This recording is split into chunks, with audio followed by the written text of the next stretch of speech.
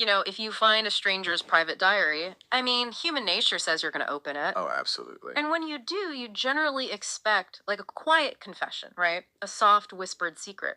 But imagine cracking that spine, and instead of a whisper, you just get hit with a blast of feedback from a punk rock amplifier. Yeah, that is a perfect way to describe it. It rattles your teeth, it offends your sensibilities, and you absolutely cannot look away. Right. It just forces you to pay attention. You're bracing yourself for some delicate prose, and instead, you're thrust into this chaotic, unapologetic reality that really doesn't care if you're comfortable or not. Totally. And welcome to the deep dive, everyone, because today our mission is exactly that. We are unhacking the raw, unfiltered 2026 document series by Chasey Delaney. Yes. She's a writer based out of Manchester who is, well, she's navigating with early onset schizophrenia, severe poverty, and this level of toxic domesticity that is almost hard to fathom. It really is. And she chronicles all of it using this brutal honesty and just incredibly dark, self deprecating humor.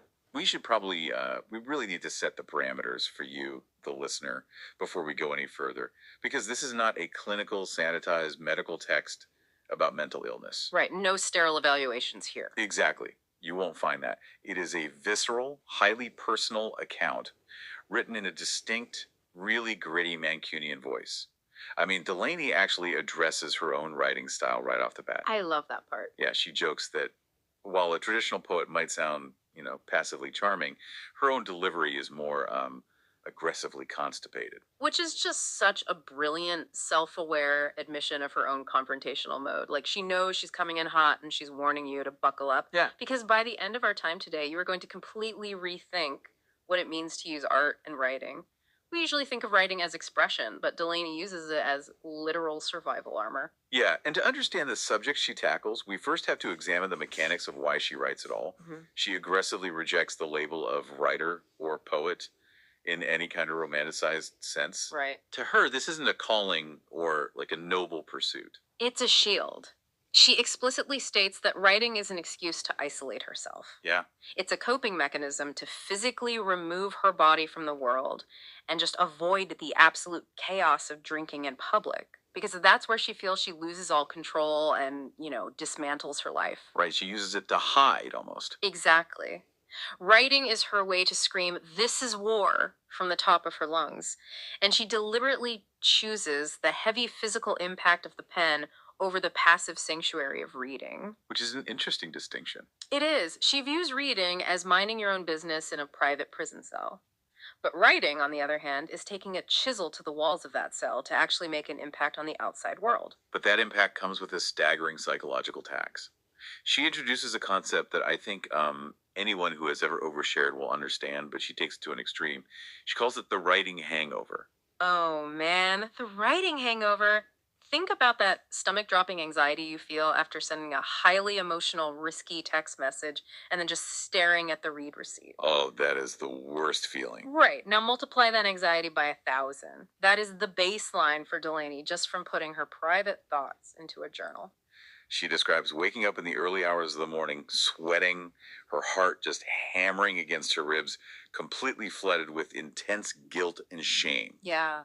It is the exact physical and emotional symptom profile of waking up after a wild blackout night of heavy drinking. Wait, but she hasn't touched a drop. Right. Completely sober. She is completely sober. The hangover is entirely generated by the vulnerability of what you put on the page the night before. So let's dig into the mechanics of that because it runs counter to like everything we're taught about mental health. It really does. We are constantly told that journaling is therapeutic, that getting your thoughts out on paper relieves the pressure. Why does the simple act of recording her life turn her into what she calls a slave to her own conscience? Like acting as both the prisoner and the guard. Well, it comes down to the mechanics of schizophrenia and the fragility of identity. When you have a mind that is constantly generating intrusive thoughts, auditory hallucinations, and paranoia, Yeah. putting those unfiltered internal voices onto a permanent physical page is a massive liability. Oh, I see. She is fighting a literal daily battle to curate a single coherent identity from what she describes as the thousands resting in her brain's barracks. Oh, wow. So the paper is a permanent record of a mind she just can't entirely trust. Precisely. The writing hangover is the terror of permanence. She's thinking, did I expose the wrong part of me?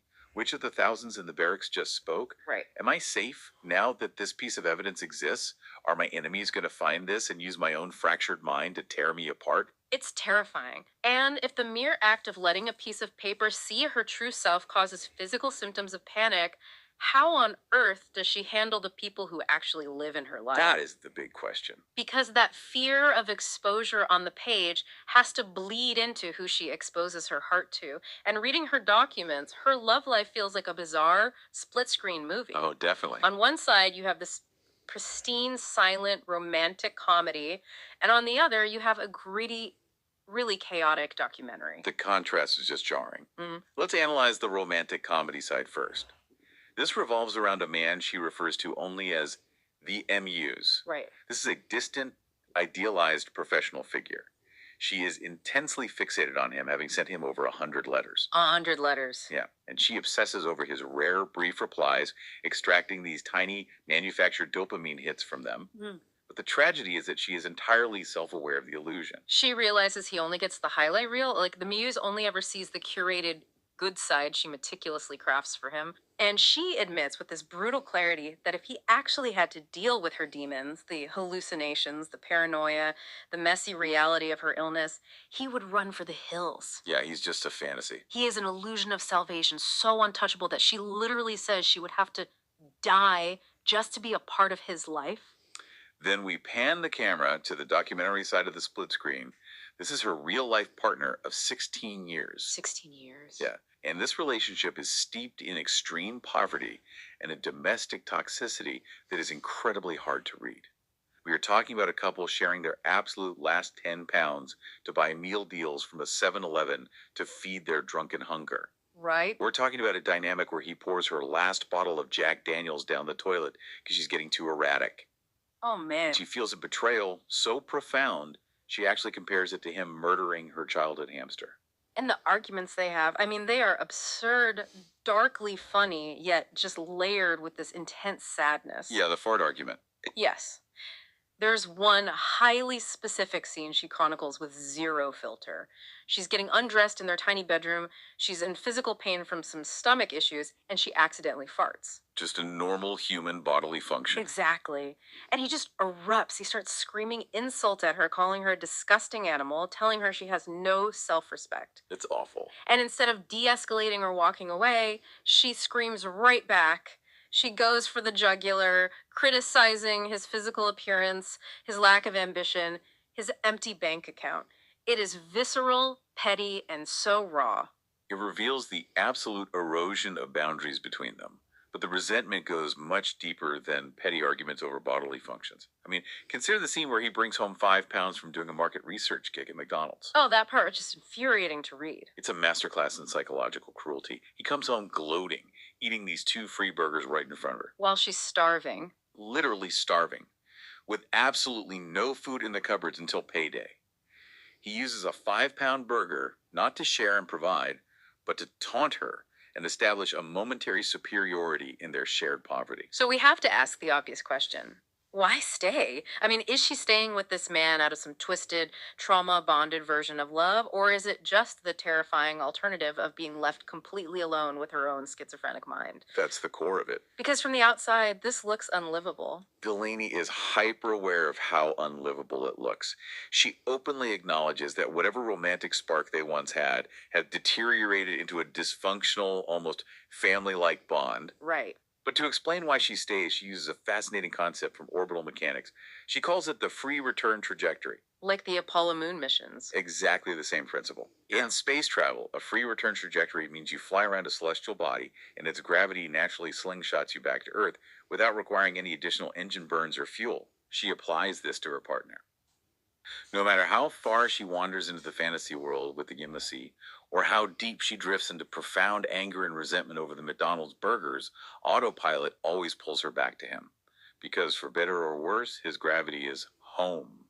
But wait, I mean, gravity might pull a spacecraft back, but atmospheric reentry is what burns it to a crisp if the angle is wrong. Does she realize this home might be destroying her? I think she does, but it's a calculated trade-off. She prefers the devil she knows. Hmm. This is a man who has seen her at her absolute unvarnished worst. Yeah. He sits through the terrifying valleys of her psychosis and he doesn't leave. To her, that gritty, imperfect loyalty is safer than the pristine Musis who couldn't handle her truth for a single afternoon. And her absolute worst frequently involves this claustrophobic domestic life colliding with substance abuse. The isolation of that apartment seems to directly fuel the drug use, which in turn just amplifies the underlying mental illness. It's a vicious cycle. They have these incredibly bleak routines where they spend nights high on cocaine, but they do it in completely separate rooms. The physical isolation within the same living space is a perfect incubator for paranoia. He goes into the kitchen to relentlessly play slot machine games on his phone, Uh-huh. and she stays trapped in the bedroom. Right. When you combine cocaine, schizophrenia, and a closed door, Yeah. the brain starts trying to make sense of the silence. She becomes utterly convinced he is whispering to other women or having secret video calls just on the other side of the wall. And this leads to one of the most tragic yet mechanically fascinating moments in her documents.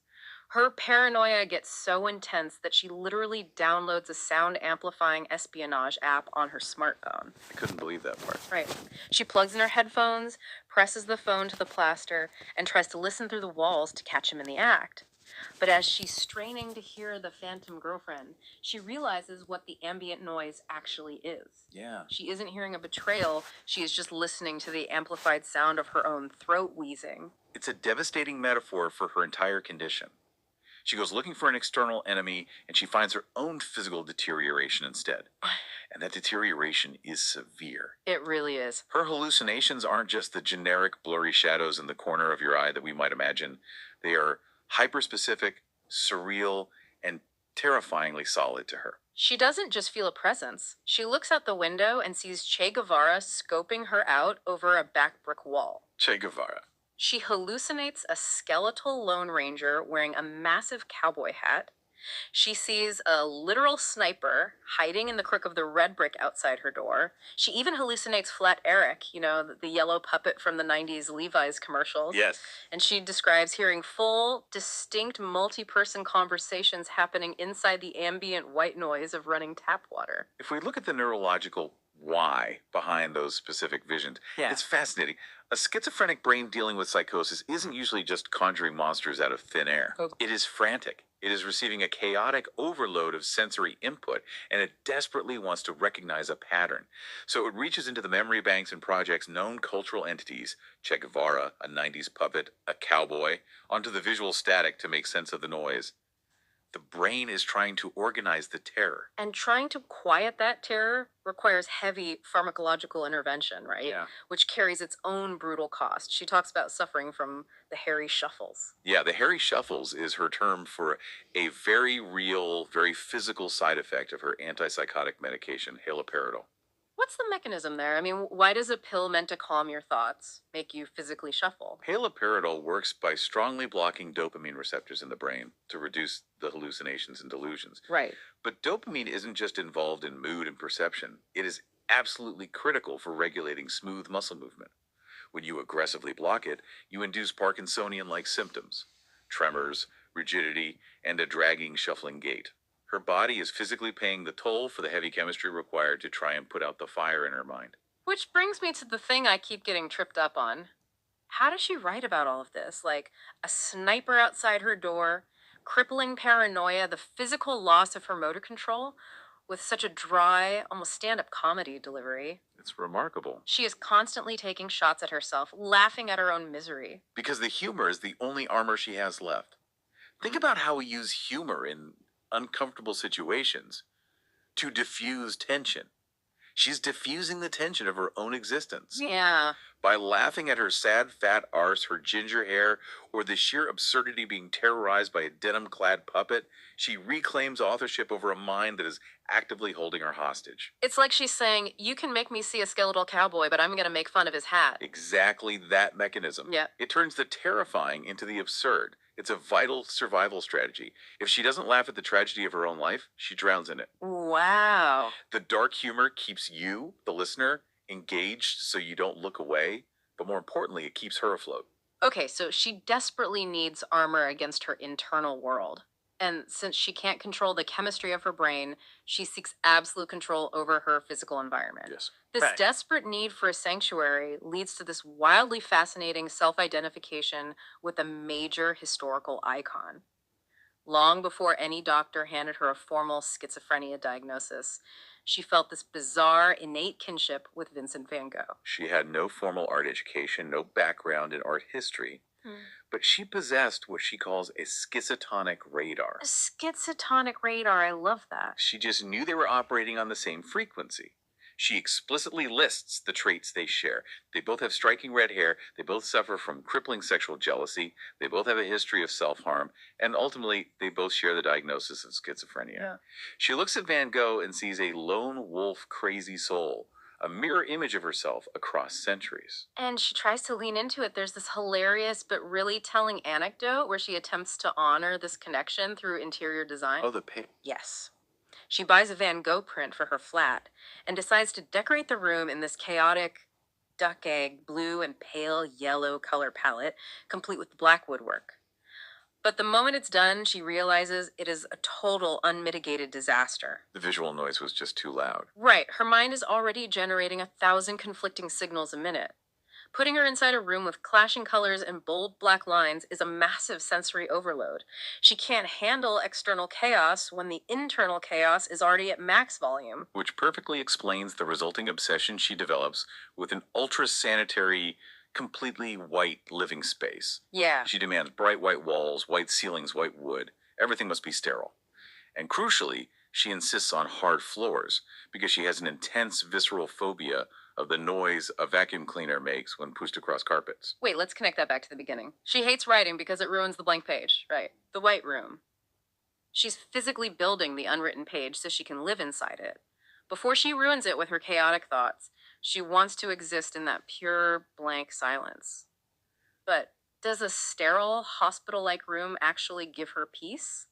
Or is it just a highly curated prison cell? It's both, really. But primarily, it's a physical manifestation of triage. The white room isn't an interior design choice, it is sensory deprivation as medicine. That makes so much sense. She knows she is deeply unwell. She needs to physically build blank walls to keep the snipers, the puppets, the paranoia, and the overwhelming noise of the outside world at bay. It's the only place she can find a moment to exhale and drop the heavy armor she has to wear everywhere else. When you step back and look at the whole picture, Chasey Delaney's documents shouldn't just be read as a tragedy of poverty and mental illness. They are an absolute masterclass in radical self And awareness. they truly are. She uses her unique, unfiltered grit to map the darkest, most difficult corners of the human psyche.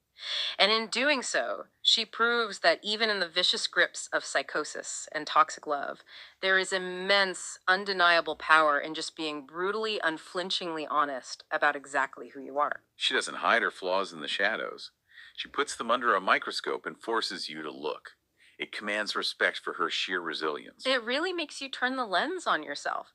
Think about the armor you wear in your own life. What sarcastic jokes do you rely on? Yeah. What little daily routines do you cling to? What physical environments do you painstakingly arrange just to protect yourself from the world, or maybe even from your own thoughts? We all have our versions of the white room or the dark humor to buffer against the chaos. Our battles might look very different from hers, but the underlying mechanisms of survival are universal. I want to leave you with a final thought to mull over, something Delaney herself ponders while sitting alone in those early agonizing hours of the morning. She paraphrases the writer Charles Bukowski and asks a profound question about the nature of the independence we all think we want. She wonders about the reality of total isolation. When there is absolutely nobody there to wake you up in the morning and nobody to tell you to come to bed at night. Is that the ultimate unbridled freedom, or is it just absolute crushing loneliness? It really invites you to wonder, is the total unchecked freedom we so often crave, the freedom from expectations, from judgment, from other people's gravity, actually something we'd be completely terrified to have?